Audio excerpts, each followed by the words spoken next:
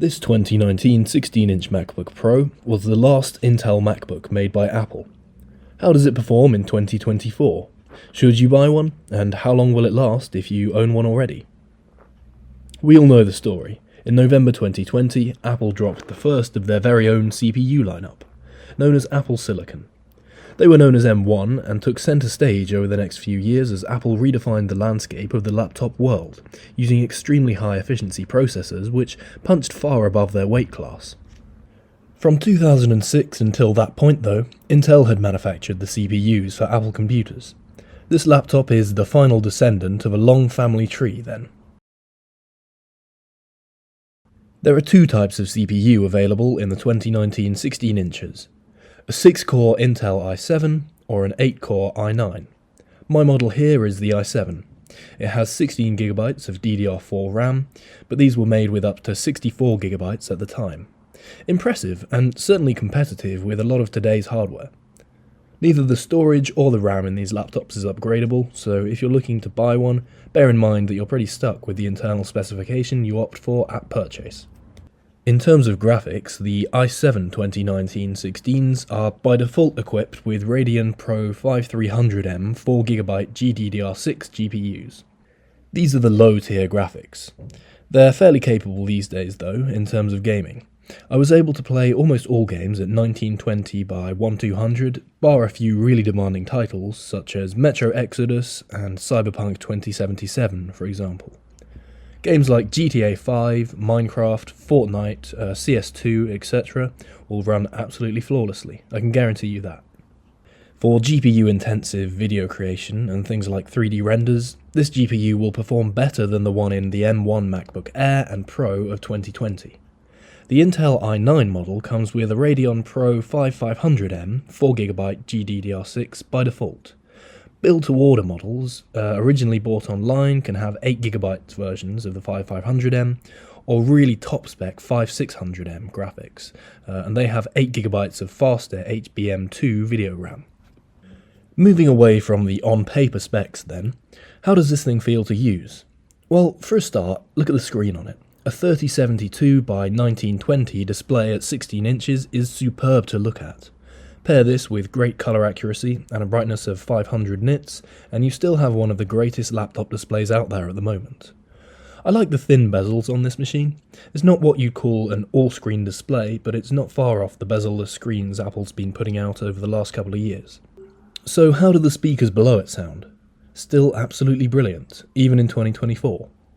I guess we'll never fully get over how good Apple makes their speakers, despite them only taking up a few centimetres of space inside their laptops. The 2019 16-inch is no exception. There's always a good balanced sound coming out of them, and there's a bit of punch when it comes to bass too. The keyboard and trackpad on this laptop are flawless. Typing feels exactly how you'd want it to, and despite some hating on the touch bar, I like it. It gives you a nice level of customization, and it's cool to be able to swipe on the volume and brightness buttons to slide them, instead of using physical buttons for adjustment. I've said it before on this channel, but the trackpad is something many would consider the size of a drawing tablet. Along with the brilliant force and haptic touch engines under the thing, having such a big trackpad is perfect in my eyes.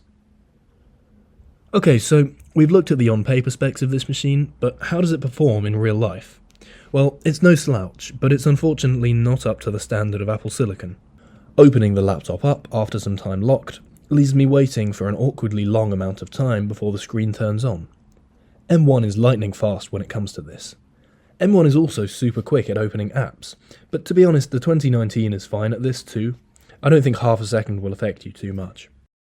Looking at more tricky workloads, the Intel processors on the 2019 MacBooks just aren't up to the task when compared to Apple Silicon. I used to edit my videos on my 16-inch 2019 Pro, and it did cause me slowdowns sometimes. It wouldn't be obvious immediately, as the 6 to 8 CPU cores are still pretty capable, but the problem would be heat after a while. The fans would ramp up trying to cool the CPU down, which was seriously annoying, and eventually the processor would get so hot it would start throttling. This was where editing 4K footage would get pretty slow. 1080p is what I normally use, and that was 90% fine, with a little bit of lag when cutting and switching clips around, but you want to be aware these things run slower than intended when they get hot, which is pretty damn often, unfortunately. So now, the elephant in the room. macOS support. The 2019 16-inch is currently supported on the latest version of Apple software. That's 2023's macOS 14 Sonoma. So far then, it's had 4 years of support from release. Most Macs get a minimum of 5 years of support, with the 2010 Mac Pro, for example, getting the most at 8 years. Many doubt the 2019 will get whatever 2024's macOS version is called though. Apple only sells Apple Silicon Macs now, and it would be out of character for them to support software for a product not actively netting them income. If software support ends for the last of the Intel Macs this year, then that is likely to be the end of Intel Macs on a much larger scale. In the past, patch tools have made it possible to run newer OSs on older Macs, but this won't happen if no Intel Macs are supported from the get-go. Their architecture just won't run the OS, patched or not. There is some good news though. Apple generally gives Macs security updates for 2 more years after they stop receiving yearly macOS updates. Sonoma will be usable until mid-2025 at a minimum, I'd say. So is it worth buying one of these in 2024? I would say more than likely not, I'm afraid. We're looking at a MacBook with little outlook for future support, a CPU which is aging more quickly than anyone ever expected it to when it released, and worse still, a heat problem. At the end of the day, the fact that it's the last MacBook of its kind is more of a hindrance than a help to the thing.